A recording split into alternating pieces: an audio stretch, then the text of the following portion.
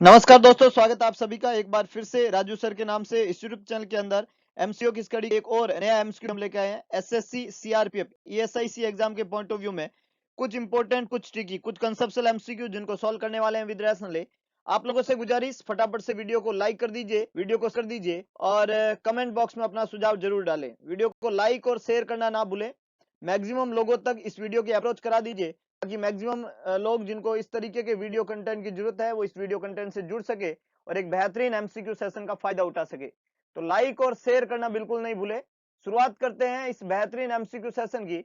आज के इस एमसीक्यू सेशन का सबसे पहला क्वेश्चन आप लोगों के सामने ये रहा।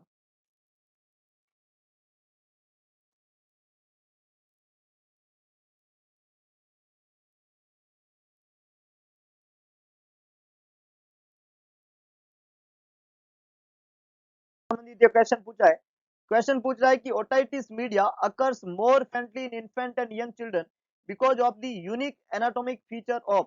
ओटाइटिस मीडिया जो है वो इन्फेंट और यंग चिल्ड्रन के अंदर ज्यादा देखने को मिलता है ना। इन्फेंट और यंग चिल्ड्रन के अंदर ओटाइटिस मीडिया जो है वो ज्यादा देखने को मिलता है। उसके ज्यादा होने के रीजन क्या है? यूनिक एनाटॉमिक फीचर होता है जिसकी वजह से इन बच्चों में ओटाइटिस मीडिया ज्यादा होता है। फर्स्ट है नेजोफेरिंक्स, सेकंड है एक्सटर्नल ईयर कैनाल, थर्ड है स्टेकियन और फोर्थ है टिम्पेनिक मेम्ब्रेन। फोर्थ है tympanic membrane, which is the correct one? क्या यूनिक फीचर है जिसकी वजह से ओटाइटिस मीडिया ज्यादा होता है? जवाब जवाब लिखिए। फीचर है जिस वजह से ओटाइटिस मीडिया ज्यादा होता है। बहुत बढ़िया, बहुत बढ़िया। कुछ लोगों ने जवाब देने की कोशिश की है। जो यूनिक एनाटॉमिक फीचर है यंग इन्फेंट और चिल्ड्रन के अंदर और यंग इन्फेंट के अंदर, यंग चिल्ड्रन और इन्फेंट के अंदर, कि उनकी यूस्टेकियन ट्यूब जो होती है, और बिल्कुल करेक्ट है, बहुत बढ़िया। यूस्टेकियन ट्यूब जो होती है उन यंग चिल्ड्रन की और इन्फेंट की जो है वो शॉर्टर होती है ना। यूस्टेकियन ट्यूब क्या होती है? एडल्ट की तुलना में ये क्या होती है? शॉर्टर होती है। और इसके अलावा ये स्ट्रेट शॉर्टर होती है और क्या होती है? स्ट्रेट होती है। यूस्टेकियन ट्यूब जो है वो कैसी होती है? शॉर्टर और क्या होती है? स्ट्रेट होती है और थोड़ी वाइड होती है। उसकी वजह से कोई इन्फेक्शन जो है वो होता है मिड ईयर का, इसको ओटाइटिस मीडिया कहते हैं, है ना। ये वल्नरेबल हो जाते हैं ओटाइटिस मीडिया के। ऑप्शन ए, बी और डी तीनों ही खोटे जवाब है। नेजोफेरिंक्स, एक्सटर्नल ईयर कैनाल और टिम्पेनिक मेम्ब्रेन यहाँ पे खोटे जवाब है। सी बिल्कुल करेक्ट आंसर है। Eustachian tube shorter, straight and wider. बहुत बढ़िया, बहुत ही शानदार। आगे लेके चलता हूँ। नेक्स्ट देखिएगा, नेक्स्ट देखिएगा।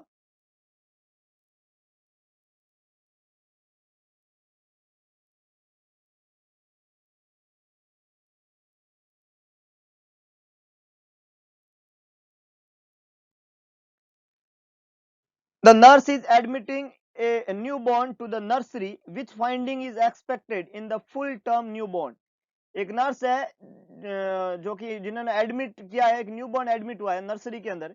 कौन सी फाइंडिंग एक्सपेक्टेड है फुल टर्म न्यूबॉर्न के अंदर? कौन सी फाइंडिंग एक्सपेक्टेड है आपके लिए, है ना? एक नर्सरी के अंदर एक न्यूबॉर्न बेबी जो है वो एडमिट हुआ है।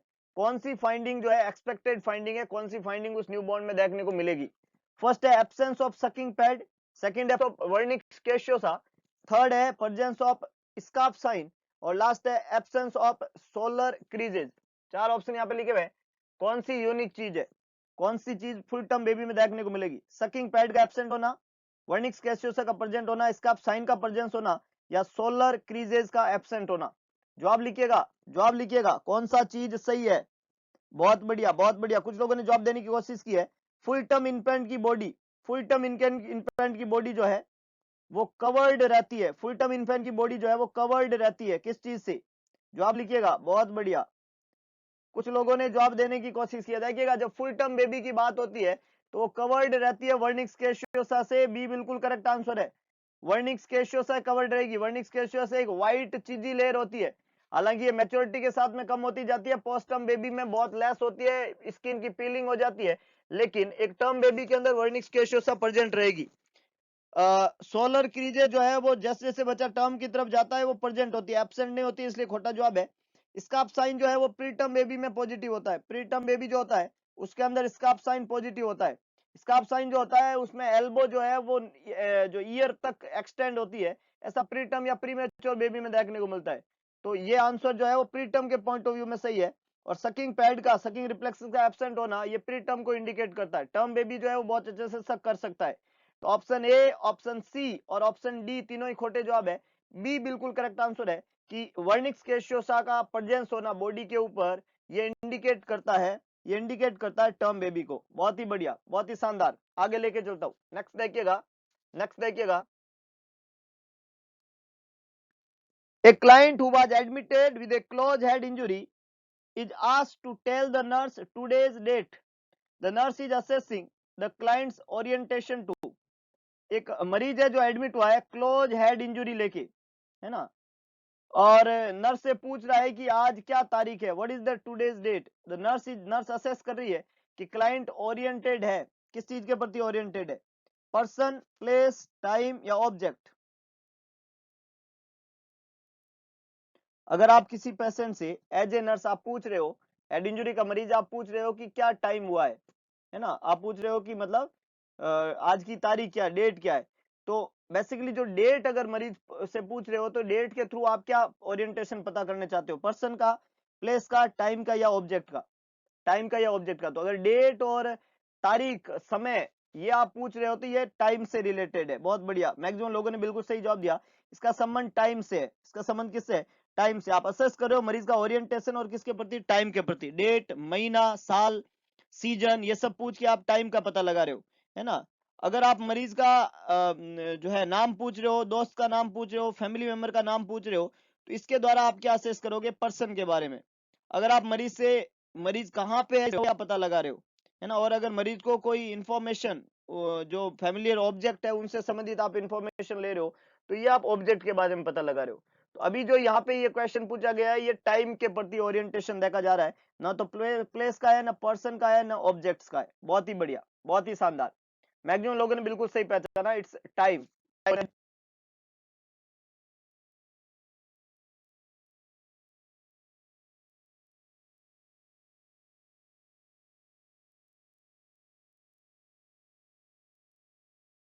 तरीका पूछा है ना, क्वेश्चन पूछा है कि which of the following task is with in the developmental norm for a 22 months child. 22 महीने के बच्चे में कौन सा टास्क जो है वो डेवलपमेंटल नॉर्म से संबंधित है। पहला है feed herself with a spoon, second है dresses and undresses without help, third है share her toys with others, last है speak in 8 to 10 words with sentences. Milestone से सवाल है पीडियाट्रिक नर्सिंग का, कौन सा माइलस्टोन जो है 22 महीने के बच्चे में होगा। 22 महीने का मतलब है बच्चे की उम्र जो है लगभग 2 साल के आसपास है। 2 साल के बच्चे का माइलस्टोन यहाँ पे पूछा है, 2 साल के बच्चे का माइलस्टोन पूछा है। 15 महीने की उम्र पे बच्चा जो है वो कब से फीडिंग सीख जाता है, और 18 महीने की उम्र पे स्पून से फीड कर सकता है। ये फाइन मोटर माइलस्टोन है। तो ए बिल्कुल करेक्ट आंसर है कि बच्चा खुद को स्पून के साथ में फीड कर पा रहा है, ये 18 महीने का बच्चा करने लग जाता है। ये बच्चे की उम्र 22 महीना है, तो ये चीज ये बच्चा कर जाएगा, ये चीज ये बच्चा कर जाएगा। ऑप्शन बी जो है dress and undress without help जो है वो लगभग 4 से 5 साल में करेगा बच्चा, इसलिए 22 महीने के बच्चे के लिए पॉसिबल नहीं है। Share her toys with others जो है ये बच्चा 3 साल 4 साल 3 साल की उम्र में सीखता है, ये 22 महीने का बच्चा नहीं कर सकता। और 8 से 10 वर्ड्स विद सेंटेंसेस जो है वो बच्चा 2 साल के बाद में बोलना सीखता है। सेंटेंस जो है वही 2 साल से शुरू करता है और उसके बाद की उम्र है ये। तो ये ओल्डर बेबी के लिए तीनों माइलस्टोन पॉसिबल है। ये बच्चा 22 महीने का बच्चा जो है वो स्पून से फीड कर सकता है, ये इसके लिए इंपॉर्टेंट डेवलपमेंटल माइलस्टोन है। फाइन मोटर माइलस्टोन का एक टाइप है। बहुत ही बढ़िया, मैक्सिमम लोगों ने बिल्कुल सही जवाब दिया है, बहुत ही शानदार। Fine motor milestone, developmental milestone 4 तरीके के होते हैं, gross motor, fine motor, social और लिंगुअल। और ये फाइन मोटर माइलस्टोन का एक इंपॉर्टेंट क्वेश्चन था। बहुत ही अच्छे, आगे लेके चलता हूं, नेक्स्ट देखिएगा, नेक्स्ट देखिएगा।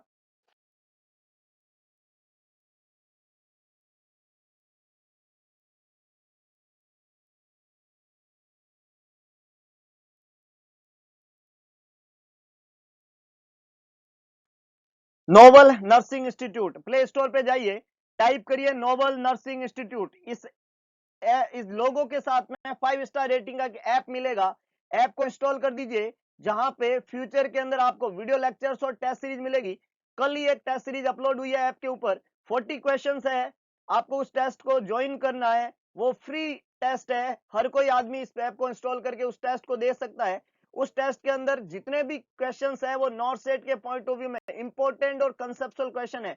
उन क्वेश्चन को सॉल्व करके आप इवेलुएट कर सकते हो कि आप अभी तक कहां स्टैंड कर रहे हो, किस तरीके की कंसेप्चुअल स्टडी की आपको जरूरत है। आप टेस्ट को दें, टेस्ट से खुद का असेसमेंट करें, सेल्फ असेसमेंट। उस सेल्फ असेसमेंट से आपको पता चलेगा कि आप कहां स्टैंड कर रहे हो, नॉर्थ सेट के पॉइंट ऑफ व्यू में आपकी सोच कहां तक पहुंची है।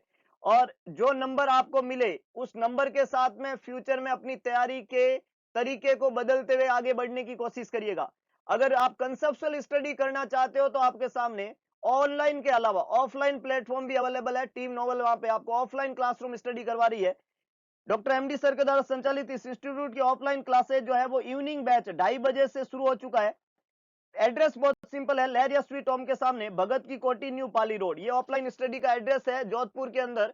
इस एड्रेस के ऊपर पहुंच के आप टीम नोवेल से जुड़ सकते हो और offline classroom study, conceptual study, NCLEX base, not set base study करवाई जाती है। हर वो कंसेप्ट जो क्लियर करवाया जाता है और वो सारे कंसेप्ट अगर आप अप्लाई करते हो नोट सेट जैसे एग्जाम के अंदर तो डेफिनेटली सफलता आपसे कभी भी दूर नहीं रह सकती।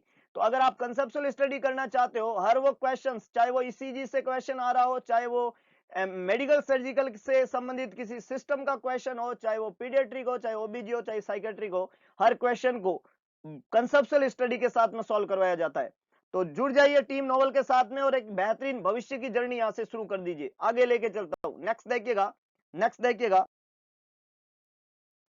A pediatric client is admitted with Munchausen's syndrome by proxy। ये साइकेट्री का एक डिसऑर्डर है, Munchausen's syndrome by proxy।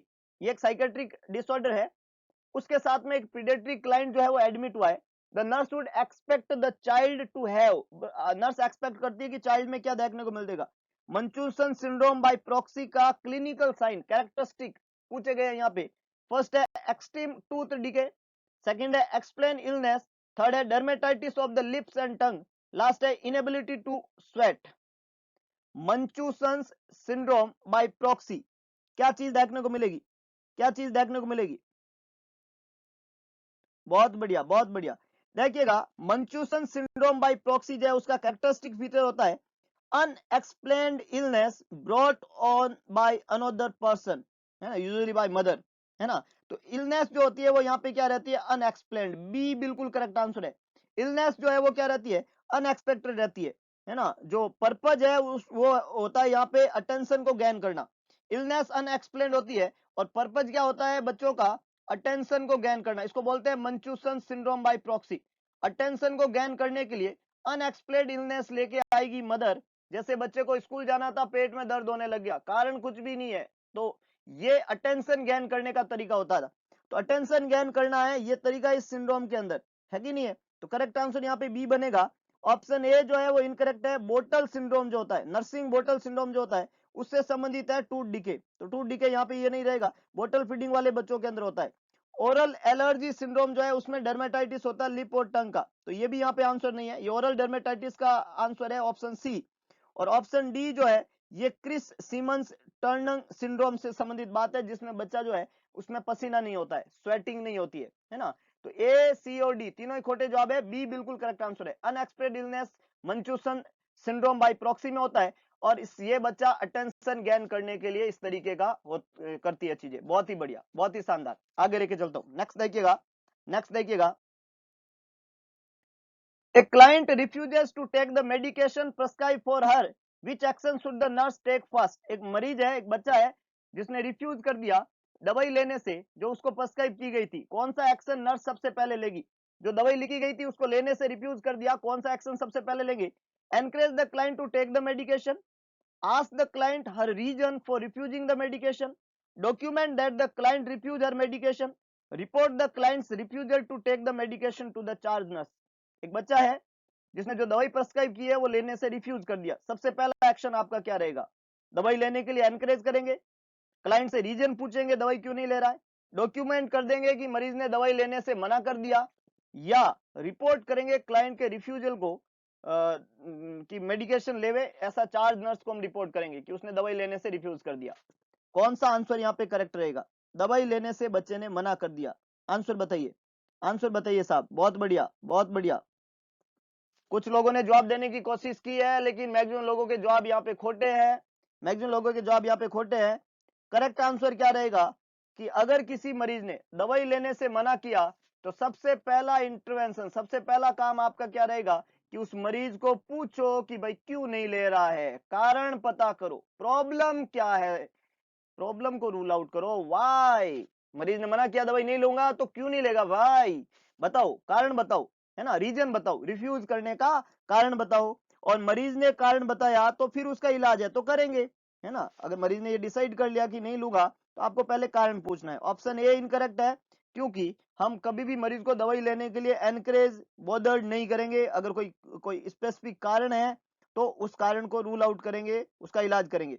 Option C और डी इनकरेक्ट है, क्योंकि ये कभी भी फर्स्ट एक्शन नहीं होते। सबसे पहला एक्शन तो यही है कि मरीज ने बोला ये दवाई नहीं लूंगा, तो आपका पहला एक्शन ये है कि पूछना कि भाई क्यों नहीं लेगा, बस सिंपल सा। आपको ये नहीं करना कि नहीं नहीं नहीं कैसे लेगा, लेनी पड़ेगी, मुंह खोल, मुंह के अंदर डालेंगे, ये करेंगे, never never do like that, है ना। मरीज से पूछेंगे और उसके पास में क्या जवाब होता है उसके अनुसार हम आगे का एक्शन लेंगे। बहुत ही बढ़िया, बहुत ही शानदार। आगे लेके चलता हूं, नेक्स्ट देखिएगा, नेक्स्ट देखिएगा।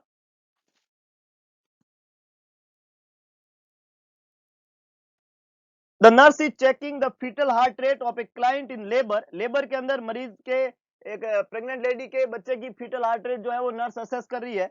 The normal range of fetal heart rate is, normal range क्या होती है फीटल हार्ट रेट की, ये क्वेश्चन ने पूछा है। एज ए नर्स आप फीटल हार्ट रेट चेक कर रहे हो लेबर के अंदर क्लाइंट की, तो नॉर्मल फीटल हार्ट रेट क्या होती है? 90 to 110, 110 to 160, 160 to 200, 200 to 250। Normal fetal heart rate क्या होती है? Normal range of fetal heart rate क्या होती है? जवाब लिखिएगा, normal range of fetal heart rate. बहुत बढ़िया, बहुत बढ़िया, क्या बात है, क्या बात है। मैक्सिमम लोगों ने, 100% लोगों ने करेक्ट आंसर दिया। ये देख के दिल खुश हो गया साहब। देखिएगा, कुछ चीजें दिल से निकलती है और आप सब लोगों के राइट आंसर देख के दिल से एक ही बात निकलती है कि भगवान आपको हर सिचुएशन में खुश रखे और बहुत जल्दी आपको उस टारगेट तक पहुंचाए जिसकी कल्पना कभी आपने, आपके माता पिता ने, आपके गुरुदेवों ने की है। आप उस टारगेट को जल्दी से अचीव करें। इन्हीं दुआओं का जो है, इन्हीं तरह की दुआएं जो है हमारी तरफ से हमेशा रहती है। जब इस तरीके के आपके क्वेश्चन के आंसर देखता हूं तो मैं ये मानता हूं कि जो ये कोशिश हमारी चलती है ये कहीं ना कहीं सफल सिद्ध हो रही है, ये कहीं ना कहीं सफल सिद्ध हो रही है। थैंक यू, थैंक यू कि आप लोग इतना अच्छे से कोऑपरेट करके अब इतना अच्छे से सब चीजों के जवाब देते हैं, इसके लिए तहे दिल से शुक्रिया। और डेफिनेटली भगवान आपको एक अच्छी जगह पे पहुंचाएगा, एक बढ़िया भविष्य आपका इंतजार कर रहा है। तो करेक्ट आंसर बिल्कुल बी है, 110 से 160 बीट पर मिनट, ये बिल्कुल सही आंसर है। बहुत ही शानदार, बहुत ही शानदार, एक्सीलेंट। यूनिकनेस है आप लोगों के अंदर, और एक दिन सफलता, एक दिन सफलता आपके पांव चूमेगी। एक दिन सफलता को आपके तक आना ही पड़ेगा, क्योंकि आप जो कर रहे हैं ये एक्स्ट्रा है, और जो लोग एक्स्ट्रा ऑर्डिनरी काम करते हैं सफलता उन्हीं को मिलती है। Thank you so much. आगे नेक्स्ट देखिएगा, नेक्स्ट देखिएगा। 90 और 110 कम है और ये दोनों रीडिंग ज्यादा है, इसलिए जवाब बी बनेगा, जवाब बी बनेगा। बहुत अच्छे, बहुत अच्छे। नेक्स्ट देखिएगा, किससे संबंधित है कि कौन से फॉलोइंग मीजर्स जो है वो डिक्रीज करेंगे एब्डोमिनल डिस्कम्फर्ट को। जब मरीज पोस्ट ऑपरेटिव कंडीशन के अंदर है और वो कफ के लिए पूछ रहा है, आस्क फॉर कफ, तो कौन सा मीजर्स जो है वो एब्डोमिनल डिस्कम्फर्ट को डिक्रीज करेगा? पोस्ट ऑपरेटिव मरीज कफिंग के लिए पूछ रहा है, कौन सा चीज जो है उसके एब्डोमिनल डिस्कम्फर्ट को कम करेगा? ये क्वेश्चन ने पूछा है, ये क्वेश्चन ने पूछा है। फर्स्ट ऑप्शन है exhaling forcefully between cough, second है splitting the incision with the pillow, third है maintaining muscle tension in the operative site, और लास्ट है taking panting respiration between cough. चार ऑप्शन यहाँ पे लिखे हुए हैं। कौन सा स्टेटमेंट एब्डोमिनल डिस्कम्फर्ट को मिनिमाइज करेगा?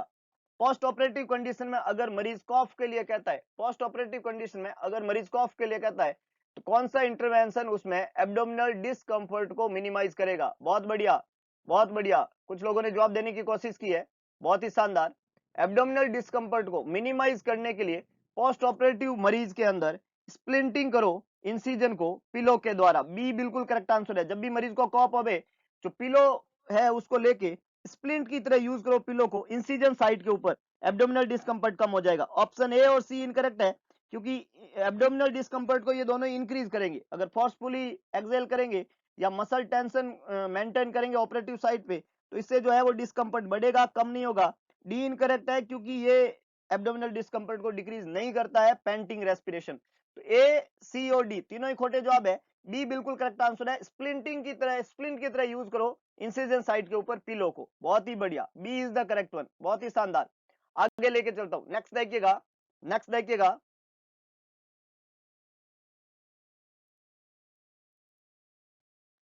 Novel nursing institute, Play Store पे जाइए, टाइप करिए novel nursing institute. 5 star rating का एक ऐप, नोवल नर्सिंग इंस्टीट्यूट का ऐप आपको दिखेगा। ऐप को इंस्टॉल कर दीजिए, जहां पे आपको मिलेंगे वीडियो लेक्चर्स और टेस्ट सीरीज ऑनलाइन। ऑनलाइन सारा मटेरियल इस ऐप पे रहेगा नोबल का। कल ही नोबल नर्सिंग इंस्टीट्यूट की एक टेस्ट सीरीज अपलोड हो रखी है, उस टेस्ट सीरीज को जरूर सॉल्व करें। 40 क्वेश्चन की टेस्ट सीरीज है, जिसके अंदर नॉट सेट बेस के सारे एमसीक्यू, हर एक एमसीक्यू कंसेप्चुअल बेस का एमसीक्यू है, सॉल्व करके अपना स्कोर निकाले।